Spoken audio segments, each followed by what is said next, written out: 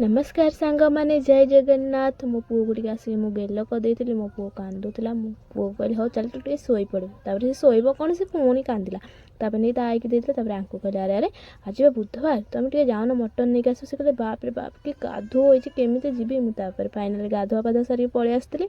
Ready हो जाती गाधुआ पाधा सारी फाइनाल मटन से नहीं पलि आसते मुझे धुआ धुई करके नहीं पलि आसती तापर से कहले अरे मुझे भोक कला जोर कहले हाँ ठीक अच्छे मुझे आम्बलेट करके आणुची तुम खाईदेव ठीक अच्छे से आणिक आम्बलेट देली से खाइले तापर से कहले अरे अरे मु तो खाईदेली तोते खाया देनी नहीं नहीं तू भी टे खाईदे तापर खाया देते तापर मटनटा कषिया आसली मटनटा टे कषिदेली तापर फाइनाली तरकारी और भात हो जाता आम दी जन मिसिकी खाइलु खाई सारिकी केमती है तरकारीटा मैंने बहुत टेस्ट होता खाइलु आम बहुत टेस्ट होता आसिक बस लाइक कमेंट शेयर करें जमा भी भूलें बाय।